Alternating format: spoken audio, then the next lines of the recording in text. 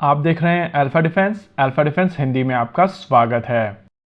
आज के इस वीडियो में हम लोग बात करने वाले हैं quick reaction surface to air missile system के बारे में, जिसको लेकर डिफेंस मिनिस्ट्री का अप्रूवल आने वाला है। इस महीने की लास्ट वीक में डिफेंस एक्विजिशन काउंसिल बैठने वाली है और रक्षा मंत्री राजनाथ सिंह की अध्यक्षता में ये committee quick reaction surface to air missile system को अप्रूवल दे देगी। माना जा रहा है कि ये डील 30,000 करोड़ की होने वाली है।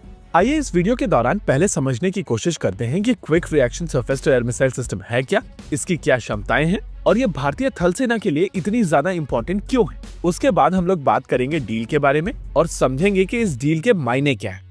Quick reaction surface to air missile system भारतीय थल सेना की रिक्वायरमेंट के लिए बनाई जाने वाली एक surface to air missile system है, जिसका काम है कि हवा से आ रहे हर तरीके के थ्रेट्स को न्यूट्रलाइज किया जाए। ये थ्रेट्स हेलीकॉप्टर्स हो सकते हैं, फाइटर जेट्स हो सकते हैं, ड्रोन्स हो सकते हैं, यूसीएवीज हो सकते हैं और क्रूज मिसाइल सिस्टम्स भी हो सकते हैं। वैसे तो भारत के पास में कई तरीके के surface to air missile systems हैं, लेकिन QRSAM एक स्पेशल तरीके के मिसाइल सिस्टम है। आमतौर पर surface to air missile systems का काम होता है हवा से आ रहे थ्रेट्स को न्यूट्रलाइज करना। QRSAM भी एग्जैक्टली यही करता है, लेकिन ये सिस्टम इस कैपेबिलिटी को ऑन द मूव करने में सक्षम है। देखिए, इस समय भारत के सभी बेसिस और सभी इंफ्रास्ट्रक्चर भारत के surface to air missile system के कवर में है, लेकिन अगर इंडियन आर्मी का फॉर्मेशन एनिमी के इलाके में घुसता है तो ये कवर खत्म हो जाता है, क्योंकि आप एयर डिफेंस बबल के बाहर चले जाते हैं। लेकिन इमेजिन कीजिए कि अगर ये बबल आपके साथ में ट्रैवल करे तो नेचुरली आप एनिमी के इलाके में भी इस एयर डिफेंस कवर के अंदर रहेंगे और एग्जैक्टली यही क्षमता आती है QRSAM के साथ में।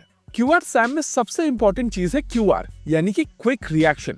इमेजिन कीजिए कि आपको पाकिस्तान के अंदर किसी भी तरीके का एक अटैक करना है जहां पर आप अपने आर्मर फॉर्मेशन को ले जाना चाहते हैं। इस पॉइंट ऑफ टाइम पर इस फॉर्मेशन के साथ में छोटे surface to air missile system जाएंगे, जैसे कि स्टेरेला 10, ओसा और तुंगुस्का। लेकिन इन सिस्टम्स की रेंज कम है और ये पुराने सिस्टम्स हैं। ऐसे में आने वाले समय में इस रिक्वायरमेंट को पूर्ण किया जाएगा quick reaction surface to air missile system के साथ में। अगर रेंज की बात की जाए तो इसकी रेंज होगी 30 किलोमीटर की, लेकिन इंटरसेप्शन एल्टीट्यूड इसकी कम होगी। कारण है कि यहाँ पर मिसाइल सिस्टम को हल्का रखा गया है ताकि ये क्विकली रिएक्ट कर सके। इसके अलावा ओवरऑल मिसाइल सिस्टम को भी काफी हल्का रखा गया है, साथ ही साथ इसका वॉरहेड भी छोटा ही है। कंपैरिजन के लिए अगर आप एक बेसलाइन आकाश को ले लें तो उसका वजन 720 किलोग्राम्स का है और उसका वॉरहेड लगभग 55 किलोग्राम्स का है। लेकिन इसके उलट QRSAM 270 किलोग्राम की मिसाइल सिस्टम है और इसका वॉरहेड केवल 32 किलोग्राम्स का है।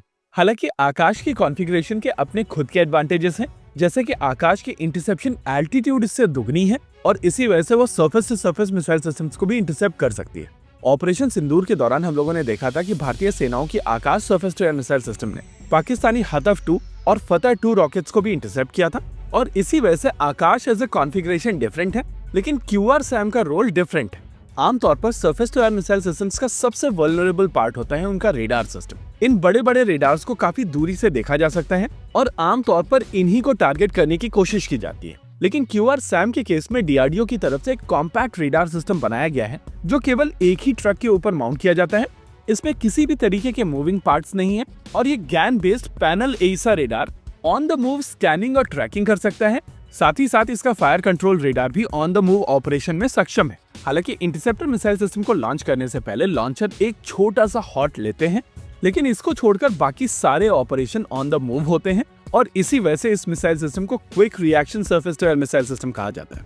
अगर इसके फॉर्मेशन की बात की जाए तो एक रेजिमेंट में 3 बैटरीज होंगी और हर एक बैटरी के पास में अपना बैटरी सर्वेलेंस रेडार होगा। इसके अलावा बैटरी लेवल पर ही बैटरी कमांड पोस्ट भी होगी और हर एक कमांड पोस्ट 4 कॉम्बैट ग्रुप के साथ में कनेक्टेड होगी। अगर एक टिपिकल कॉम्बैट ग्रुप की बात की जाए तो वहां पर एक battery level multi functional radar unit होगी और एक मिसाइल लॉन्च व्हीकल होगा। वैसे तो ये surface to air missile system काफी पहले अपनी टेस्टिंग कंप्लीट कर चुका था, लेकिन अब ये जो न्यूज निकल कर आ रही है कि इसके ऑर्डर्स आने वाले हैं, ये काफी पॉजिटिव खबर है। हालांकि यहाँ पर यह भी समझना जरूरी है कि भारतीय थल सेना को ये तुरंत नहीं मिलेंगे। DAC के अप्रूवल का मतलब है कि अब इसकी प्रोडक्शन फैसिलिटी डाली जाएगी और फैसिलिटी बनकर कंप्लीट होने के बाद में इसका प्रोडक्शन रन शुरू होगा। हालांकि रेडार और missile manufacturing facilities fighter jets की असेंबली लाइन जितना समय नहीं लेती हैं और इसी वजह से यहाँ पर समय लगेगा, लेकिन उतना नहीं जितना फाइटर जेट की असेंबली लाइन्स में लगता है।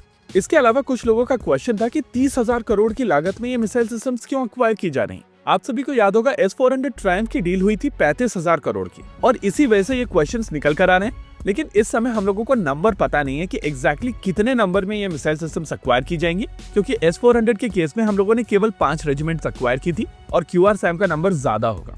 इसी के साथ आज के इस वीडियो में रखते हैं केवल इतना ही। वीडियो को अंत तक देखने के लिए धन्यवाद। देखते रहिए अल्फा डिफेंस। जय हिंद।